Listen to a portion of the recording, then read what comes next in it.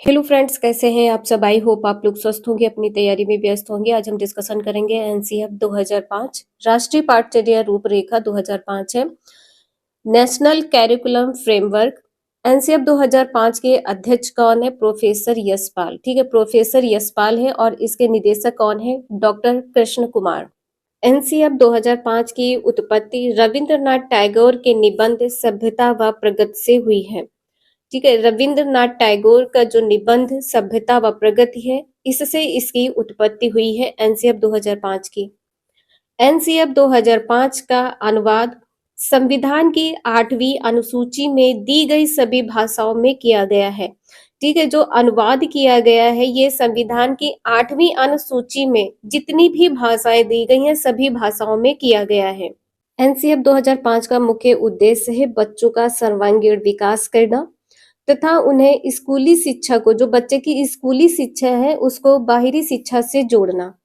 बालकों में मूल्यांकन के लिए सतत एवं व्यापक मूल्यांकन बल देती है। जो बालक में मूल्यांकन होता है ये सतत और व्यापक मूल्यांकन होता है। बच्चे में नवीन सोच, तर्क क्षमता, चिंतन आदि विकसित करना है। एनसीएफ 2005 पांच महत्वपूर्ण सिद्धांत है। पहला, ज्ञान को बाहर जीवन से जोड़ा जाए। जो बच्चे का ज्ञान है वो बाहर के जीवन से जोड़ा जाए। रटने की प्रणाली को खत्म करना। बच्चे को रटने पर जोर नहीं देना है। ठीक है, बच्चे को रटने पर जोर नहीं देना है। शिक्षा पाठ्य पुस्तक पर केंद्रित ना हो। जो शिक्षा है वो पाठ्य पुस्तक पर केंद्रित ना हो, बाल केंद्रित शिक्षा होनी चाहिए। नेक्स्ट है, कक्षा कक्ष को गतिविधियों से जोड़ा जाए। ठीक है, जो बच्चे की कक्षा कक्ष की गतिविधियां हैं उनसे बच्चे को जोड़ा जाए और इन्हें लचीला बना जाए। जो गतिविधियां हैं इन्हें लचीला बनाया जाए। राष्ट्रीय महत्व बिंदु को पाठ्यक्रम में शामिल किया जाए। जो राष्ट्रीय महत्व बिंदु है उनको पाठ्यक्रम में शामिल किया जाए। एनसीएफ 2005 के मार्गदर्शक सिद्धांत निम्नलिखित हैं। ज्ञान को विद्यालय के बाहर जीवन के साथ जोड़ना है। जो विद्यालय का ज्ञान है बच्चे के बाहर के जीवन के साथ जोड़ना है। सुनिश्चित करना कि अधिगम रटने की विधियों से परे है। ठीक है, बच्चे को बताना है कि रटना नहीं है, रटने पर जोर नहीं देना है। पाठचर्या को समृद्ध बनाना है ताकि यह पाठ्य पुस्तकों पर केंद्रित न रहकर बच्चों का सर्वांगीण विकास कर सके। ठीक है, बच्चों को पाठ्य पुस्तक पर केंद्रित नहीं रहना है, बच्चे का सर्वांगीण विकास करना है। ठीक है, बच्चे का सर्वांगीण विकास करना है।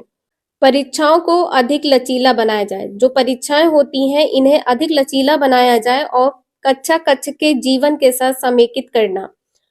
देश की लोकतांत्रिक नीति के अंदर सरोकारों को ध्यान रखते हुए निर्णायक पहचान को पोषण देना है। एनसीएफ 2005 सूत्र है, बिना भार के अधिगम। बच्चे पर किसी भी प्रकार का भार या बोझ नहीं डालना है। लर्निंग विदाउट बर्डन होना चाहिए। एनसीएफ 2005 के महत्वपूर्ण बिंदु है, विद्यार्थियों को रटने से मुक्त कराया जाए। ठीक है, कभी भी बच्चे को रटवाना नहीं है, रटने की पद्धति से बच्चे को मुक्त रखना है जिससे उनका चौमुखी विकास हो सके। ठीक है, बच्चे का चौमुखी विकास हो सके। शिक्षा कैसी होनी चाहिए? बाल केंद्रित। एनसीएफ 2005 के अनुसार शिक्षा बाल केंद्रित होनी चाहिए। भारत सरकार के MHRD ministry of human resource development के पहल पर प्रोफेसर यशपाल की अध्यक्षता में, ठीक है, पहल किसकी है? एमएचआरडी। और अध्यक्षता किसकी है? यशपाल समिति की अध्यक्षता में की गई है। राष्ट्रीय पाठ्यचर्या की रूपरेखा 2005 पाठ्यक्रम में सुधार। किसमें सुधार है? पाठ्यक्रम में सुधार लाने हेतु अपनाया गया एक सुधारात्मक कदम है। NCF 2005 national curriculum framework. राष्ट्रीय पाठ्यचर्या 2005 के सभी महत्वपूर्ण बिंदु इस प्रकार से हैं। फर्स्ट पॉइंट है, राष्ट्रीय पाठ्यचर्या की रूपरेखा 2005 के अनुसार भाषा बच्चे की मातृभाषा होगी। जो भाषा होगी वो बच्चे की मातृभाषा होगी। शिक्षण सूत्र ज्ञात से अज्ञात की ओर। जो शिक्षण सूत्र है वो ज्ञात से अज्ञात की ओर और मूर्त और अमूर्त की ओर होगी। ठीक है, मूर्त से अमूर्त की ओर, ध्यान रखिएगा, मूर्त से अमूर्त की ओर।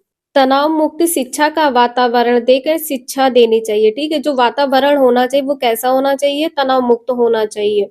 तनाव मुक्त शिक्षा का वातावरण होना चाहिए। अभिभावक को यह संदेश दिया जाए कि छोटी उम्र में निपुणता की आकांक्षा रखना गलत है। ठीक है, कि बच्चे निपुण हो जाएंगे, ये आकांक्षा रखना गलत है। बालक को क्रिएटिव बनने का पूरा पूरा मौका दे। ठीक है, बच्चे क्या होते हैं, क्रिएटिव माइंड के बने, इसका पूरा पूरा बच्चे को अवसर देना चाहिए। एनसीएफ 2005 ने कुछ सुझाव दिए हैं। संवैधानिक मूल्यों का विकास करना। ठीक है, जो बच्चे में संवैधानिक मूल्यों को विकास करना है। सतत एवं व्यापक मूल्यांकन करना। खेल को महत्व देना। नेक्स्ट पॉइंट है स्कूली शिक्षा को बाहरी जीवन से जोड़ना। ठीक है, जो बच्चे की स्कूली शिक्षा है उसको बाहर के जीवन से जोड़ना, जिससे बच्चे आसानी से सीख सके। वातावरण कैसा होना चाहिए, मुक्त वातावरण होना चाहिए और करके सीखने पर जोर देना चाहिए। ठीक है, बच्चे स्वयं करके सीखें। 6 महीने में शिक्षकों को प्रशिक्षण दिया जाए। 6 महीने अंतराल में शिक्षकों को प्रशिक्षण दिया जाना चाहिए। शिक्षा बच्चों के स्तर के अनुसार हो, बच्चों के स्तर के अनुसार होनी चाहिए। मोटी मोटी किताबों को महत्व ना दिया जाए। जो मोटी मोटी किताबें हैं इसे महत्व ना दिया जाए। इससे संबंधित क्वेश्चन आपके एग्जाम में बहुत पूछा जाता है। शिक्षण अधिगम परिस्थितियों में मातृभाषा का प्रयोग किया जाए। जो शिक्षण अधिगम परिस्थितियां होती हैं इसमें बच्चे के मातृभाषा का प्रयोग किया जाए। सजा व पुरस्कार की भावना को सीमित रखा जाए। ठीक है, जो सजा है और पुरस्कार है इसकी भावना को सीमित रखा जाए। समुदाय को मानवीय संसाधन के रूप में प्रयुक्त होने का अवसर दे। जो समुदाय है इसको मानवीय संसाधन के रूप में प्रयुक्त होने का अवसर दे। सह शैक्षणिक गतिविधियों में बच्चों के अभिभावकों को भी जोड़ा जाए। जो सह शैक्षिक गतिविधियां होती हैं इसमें बच्चे के अभिभावक को भी जोड़ा जाए। मानसिक स्तर एवं योग्यता के अनुसार पाठ्यक्रम का निर्धारण हो। ठीक है, जो बच्चे के पाठ्यक्रम होता है निर्धारण किया जाता है, बच्चे के मानसिक स्तर और योग्यता के अनुसार इसका निर्धारण किया जाए। नेक्स्ट पॉइंट है शांति शिक्षा को बढ़ावा देना। महिलाओं के प्रति आदर एवं जिम्मेदारी का दृष्टिकोण विकसित करने के लिए कार्यक्रम का आयोजित करना। ठीक है, दृष्टिकोण विकसित करने के लिए कार्यक्रम का आयोजन करना। नेक्स्ट है सभी विद्यार्थियों हेतु समावेशी वातावरण तैयार करना। ठीक है, वातावरण कैसा होना चाहिए, समावेशी वातावरण होना चाहिए। एनसीएफ 2005 से संबंधित जितने भी महत्वपूर्ण पॉइंट्स थे यहाँ पर आपको करवा दिए गए हैं। आई होप आप लोगों को समझ में आया होगा। वीडियो यूजफुल लगे लाइक करें, चैनल को सब्सक्राइब करें एंड शेयर करें। Thank you for watching this video.